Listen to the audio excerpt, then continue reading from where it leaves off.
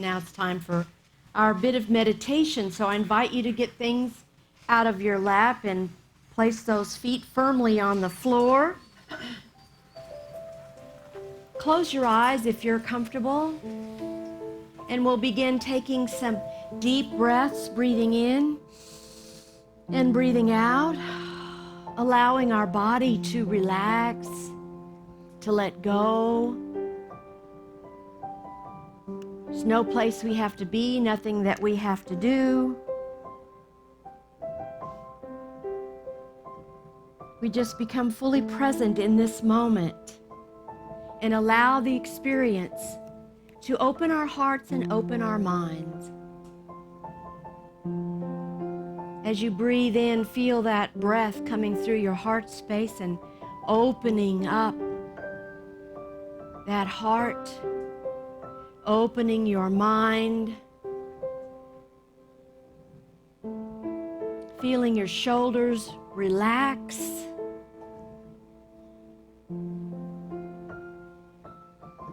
Letting that breath of God breathe you into a quiet space.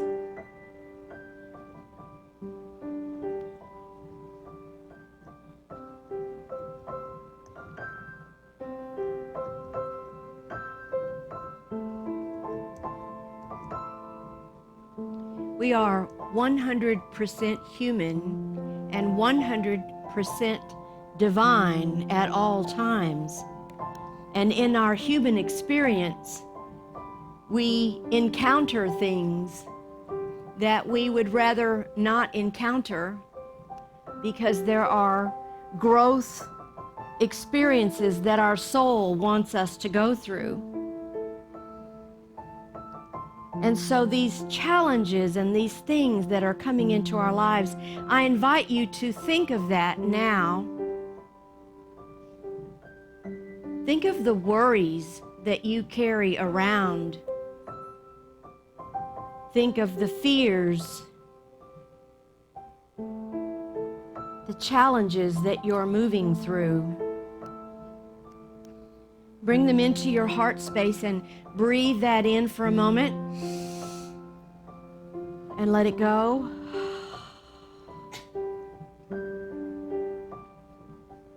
And now I invite you to visualize this magnificent light up above you. I'd like for you to picture it like a basket, like this giant golden basket. And now I'd like to see you taking those worries, those fears, those challenges, those things that keep you up at night, and I want you to take each and every one of them and place them in this golden basket. This beautiful, magnificent light. See them all fitting in there perfectly.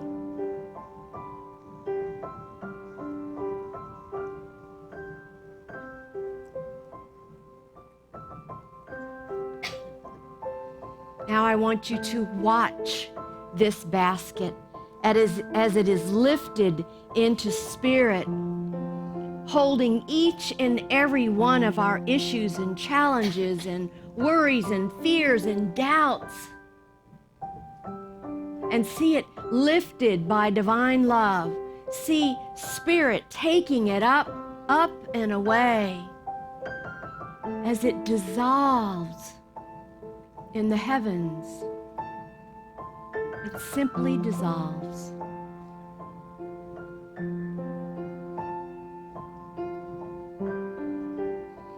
Now breathe deeply, feeling that Christ Spirit that is living in, as, and through you. How much lighter that feels, how much brighter you are. As you allow these things to be turned over, as you let go of control, as you allow Spirit to do its mighty work.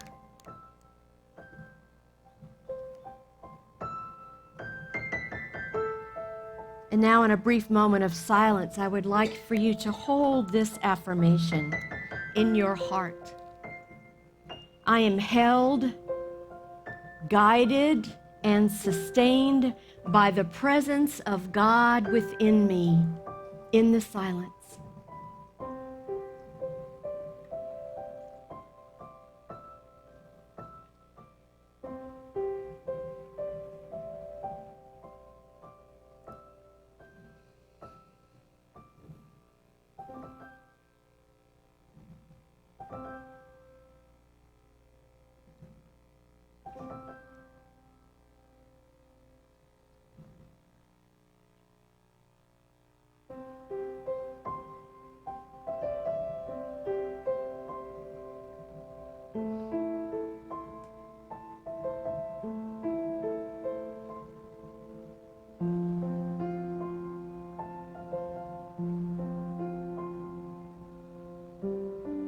Slowly we begin to bring our awareness back into the sanctuary.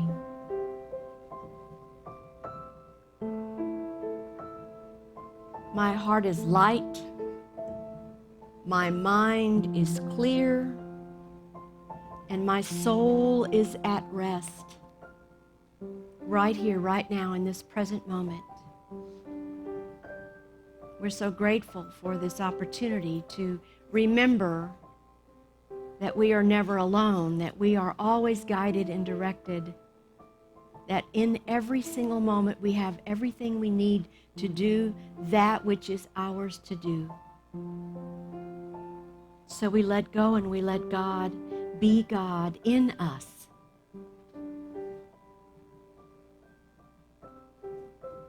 And our hearts are filled with gratitude. And so it is, and so we allow it to be. And whenever you're ready, just open your beautiful eyes.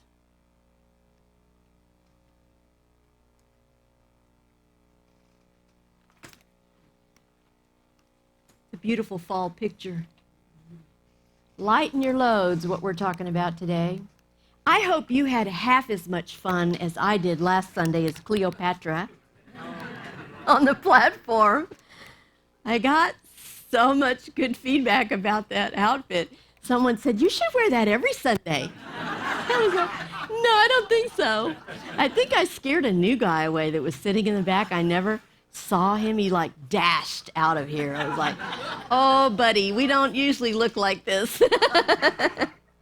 I had a great time, and I loved Bob and Shannon's music. Oh, my God. The music was fabulous, and the concert, I think the concert was the best one they have ever done for us. It was so uplifting. Bob and I were talking about it on Thursday. Their music was so perfect. And, you know, that song that got Bunny all teary the week before, these mountains that we carry on our backs are the words to the song. We are only supposed to climb. So they played that song for us, and we got to revisit that. And so I bought the only CD, I think, in his case that I didn't have, because they've been here so much, I bought all their CDs. But anyway, there was one that I saw that I hadn't had before, so I bought that CD. And I swear to you, I put it in my car this week, and I was playing it. And by the time I got here on Thursday, I told Bob, oh, my God, there is a song that they wrote for this Sunday. I kid you not. It's called The Looser the Grip, the Lighter the Load. I was so ecstatic. I had to play it like 5 times because you can't make this kind of stuff up. These synchronicities that happen, that's all spirit. That's all spirit, because I'm always looking for material, right? So I'm tuned in and I'm tapped in. So it talks about this. It talks about not being able to go to sleep because we're wide-eyed and worrying.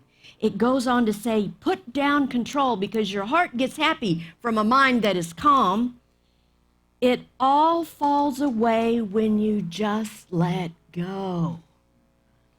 This is my favorite part. The deeper you love, the higher you go. Wow.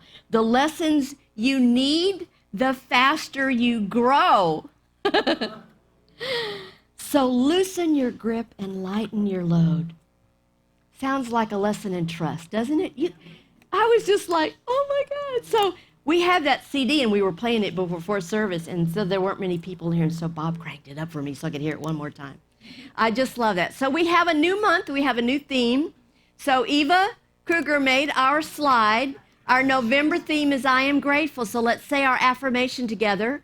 I am alive in the energy of gratitude, and we are. So some of you are new to us. We are in the 4th week of our Adventures in Faith.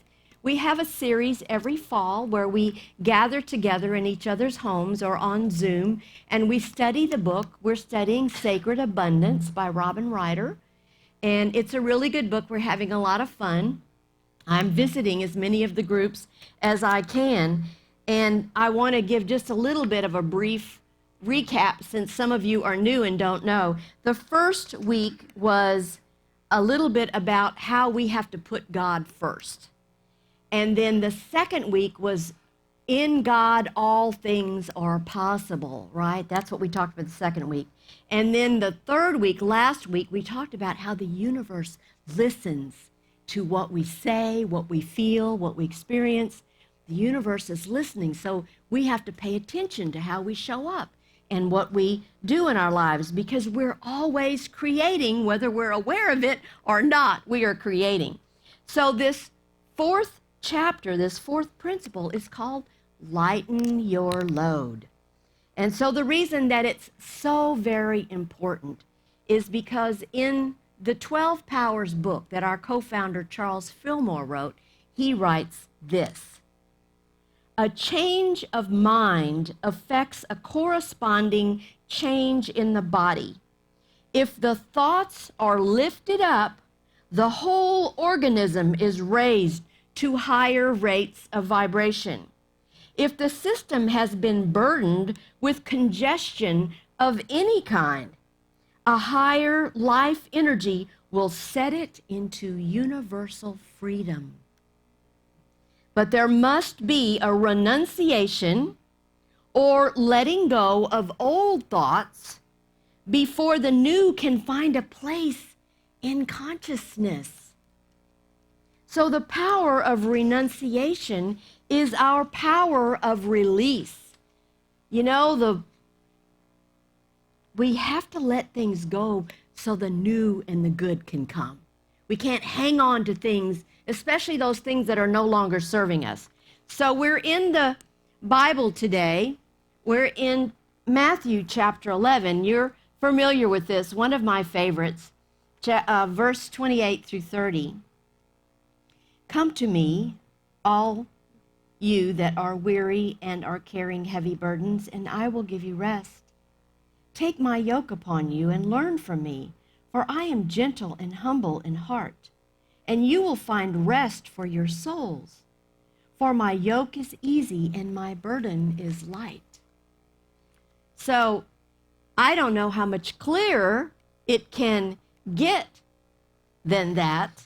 These words are inviting us to return to that consciousness of the Christ that resides within us, the place where we find peace and joy and love, and where clarity is always available to us. So metaphysically, a yoke is a device for uniting two workers to make the job easier, right? Combined strength helps carry the load. We put on the yoke of the Christ when we learn to join our conscious mind with that Christ consciousness that resides in us. So when we work in this kind of consciousness, we find ourselves filled with tireless energy and abounding physical strength. But we have to be that. We have to rest in that. So what is the rest that we find in the Christ? It's peace of mind. Don't you want more of that? We rest from the endless questioning of our personality minds, our personal consciousness that is always turning and turning. You find that at night sometimes you're wrestling with things in the middle of the night. So we find the rest of complete faith and trust, which is the rest of our soul. And we all want more of that. So Jesus' words are not just for comfort, but he's calling us, you see, into a spiritual shift that we need to make because the consciousness on the planet is changing. It's changing a lot. And if we want to keep up and be ahead of it, we have to do our work in consciousness as well. So he's inviting us in this scripture to exchange our human striving for divine ease, for that divine grace, to move from burdened living to living in the flow of spirit, which is when all the synchronicities take place. That's when we're in the flow of God, is when we're in that Christ consciousness. So in Unity, we describe this as a movement from our personality consciousness, which is filled with our effort and our personal will of trying to make things happen. We're working really hard. We're praying really hard. And you know, none of that is necessary.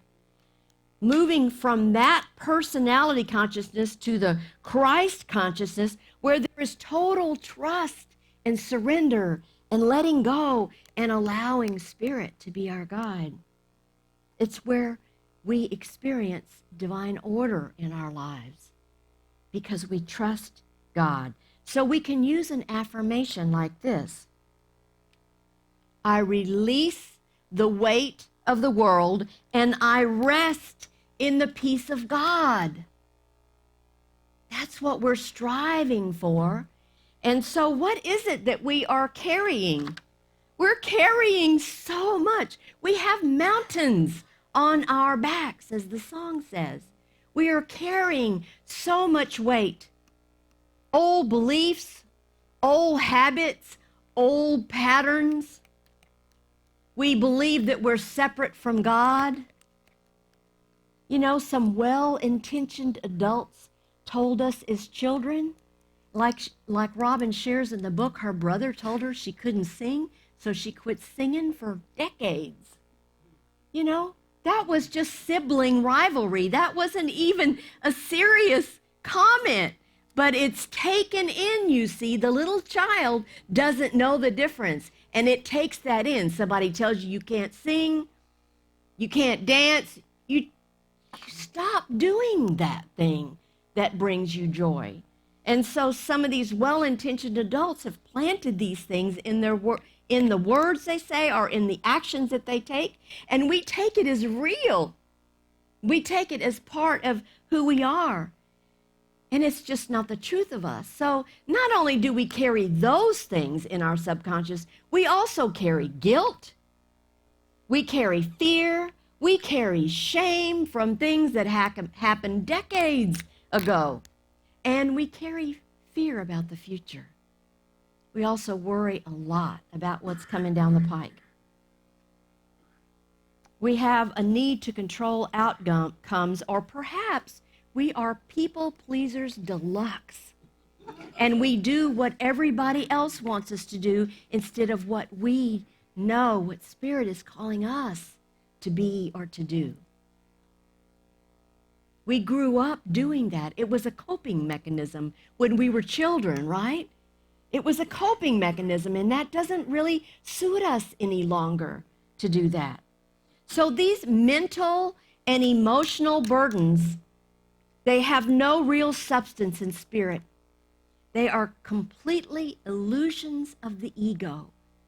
You know, we make up stories and then we believe them. And then it creates how we behave around other people. It affects our relationships because we think that stuff is real. And we're carrying it around like these big gaping wounds inside of us. So that's why Charles Fillmore taught the only real burden is our belief in burden. Change your thinking, change your life, right? See it differently. Reframe those things of your childhood and have a different outcome. That's how powerful you are to change in a moment's notice what was to what is. good for you. What's God's will for you, but only good. Only good. So how do we take the yoke of Christ consciousness? What does that look like? A yoke symbolizes connection and alignment. And to take on the Christ yoke means to align our thoughts with divine ideas and walk in step with Spirit. So we have to pay attention to what we're thinking, what we're saying, what we're doing, and we have to pay attention to guidance. And when we get guidance, we have to do that. Now, this is not about adding another task to your to-do list. This is about how you be, not how you do, but how you be. How are you being? Are you being and living from that Christ consciousness? When we align with divine wisdom and love, the load lightens naturally because we're no longer carrying it alone. We're turning things over. So my yoke is easy means living from that divine guidance. And my burden is light means spiritual understanding transforms difficulty into peace. That's the power that you have within you to make things right in your lives. We're guided by Spirit every step of the way. But if we're over here doing that to-do list, oh, I don't have time to meditate today. Oh, I don't have time to pray today. Are you kidding me? You make time for the things that are important in your life. And if you're not putting God first, you're not making an effort to put on the yoke of the Christ. So how do we do that? You know this. We pull out our spiritual toolbox. Yesterday, I was here. Monk San did his beautiful meditation on loving kindness. And I just had to come because the man almost died in a car accident. He and another monk were in a horrific car accident and walked away. They were spun. They were hit by a huge truck on the back bumper, and at 75 miles an hour, they were spun. And then the truck hit them again. And the two guys, when the thing came to a stop, opened the doors and got out. He is not yet, he said, in his body completely. I mean, they walked away from it, and then they drove 10 hours. They rented a car. After they got out of the ER, they rented a car and drove all the way home. They were in Louisiana or something like that. So,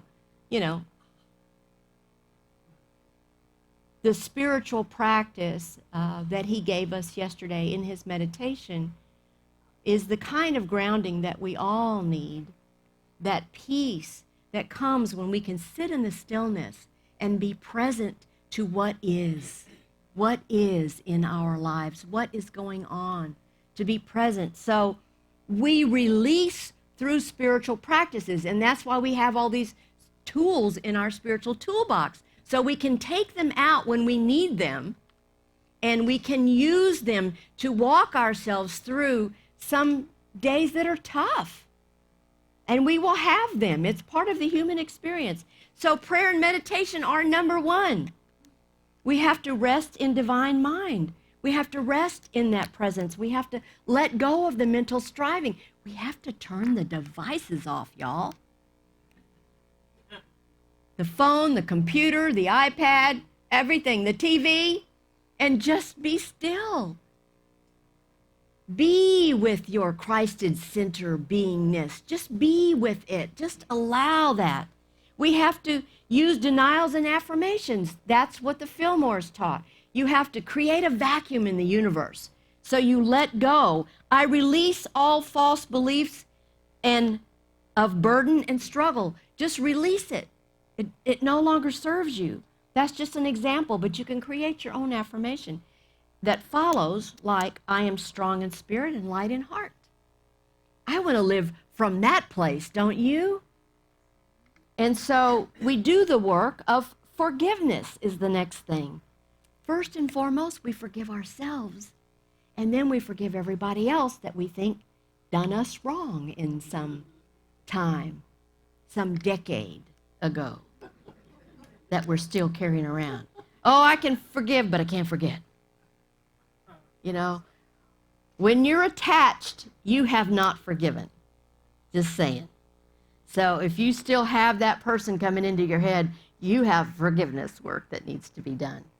So we free ourselves and we free others when we do the forgiveness work.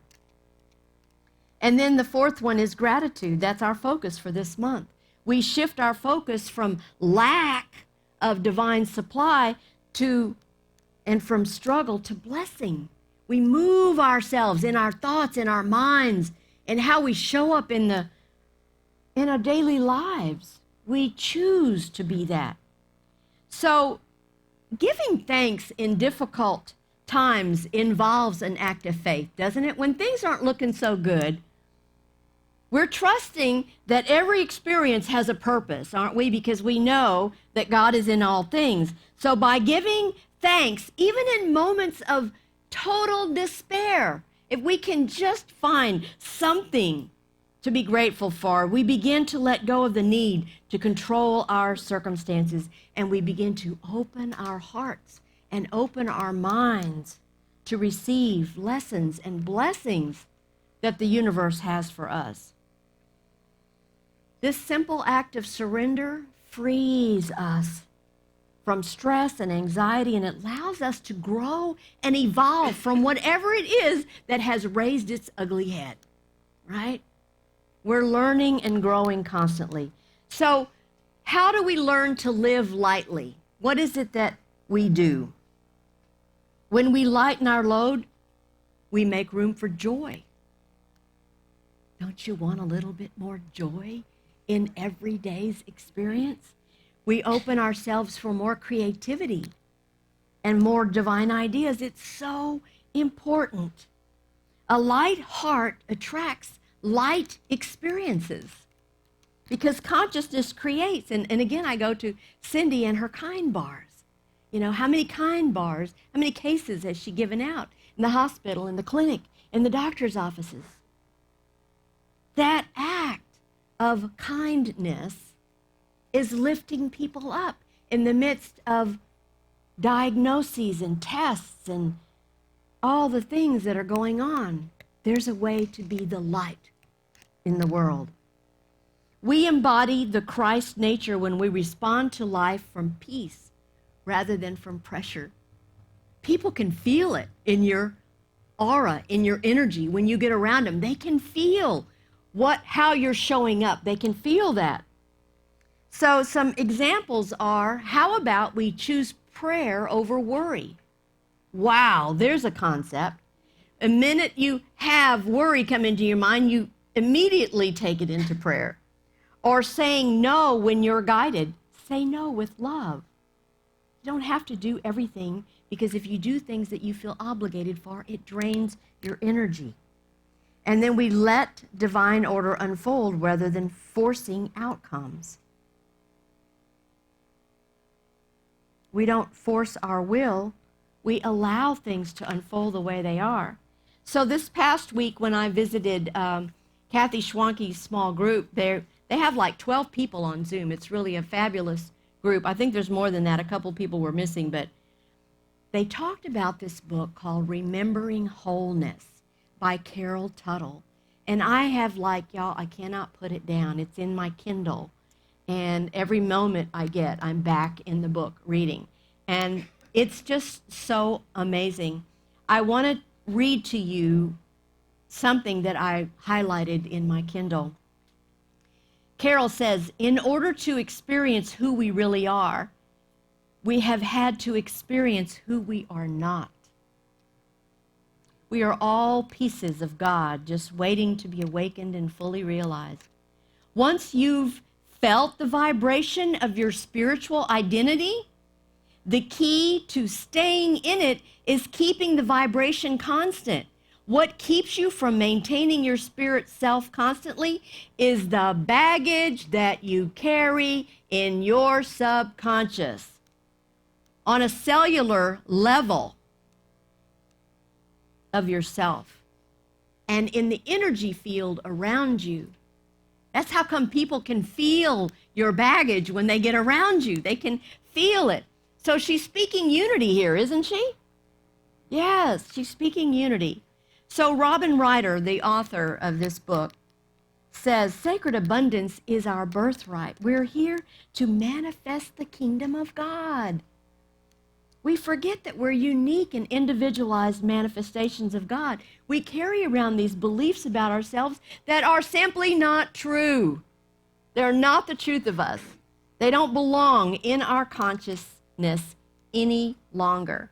Every one of us carries this burden. No one is free of this. We all, because we are 100% human, we have the burden and we're doing the work. But we have to release and let go of these limiting, erroneous, false beliefs that hold us back. We have to reprogram ourselves. We have to retrain our thinking and release the truth about who we are. Okay, enough preaching. Time for a joke. So there's this radiant bride, and her father is walking her down the aisle, this beautiful wedding, and they get up to the platform, to the altar, and to the waiting groom. And she reaches over and she kisses her father on the cheek. And then she reaches to hand him something, and he's so taken aback because he has not expected her to hand him anything in front of the whole church, and he drops it. And the whole congregation begins to laugh as he leans over and picks up his credit card and puts it in his pocket. Those of you that have been father of the bride know what I'm talking about here. Yep. We're closing today with Mark Nepo. He has this wonderful, The Little Book of Awakening, that I'm going to read to you for our closing. I want you to take these words in. No matter how we feel in any one moment, we are not just our feelings, our roles, our traumas, our prescription of values, or our obligations or ambitions. It is so easy to define ourselves by the moment of struggle we are wrestling with. It is a very human way to be consumed by what moves through us. In contrast, I often think of how Michelangelo sculpted, how he saw the sculpture waiting, already complete in the uncut stone. He would often say that his job was to carve away the excess, freeing the thing of beauty just waiting to be released. It helps me to think of spiritual discernment in this way. Facing ourselves, uncovering the meaning in our hard experiences. The entire work of consciousness speaks to a process by which we sculpt away the excess, all that we are not, finding and releasing the gesture of soul that is already waiting, complete within us. Self-actualization is this process applied to our life on earth. The many ways we suffer, both inwardly and outwardly, are the chisels of God freeing the thing of beauty that we have carried within since birth. And that's the way it truly is. God bless. Thank you so much. Now is the time in our service when we take from our good and give back into this beautiful spiritual community. Some of you have already given online, and we are so grateful that you give through Breeze. It makes it easy for us.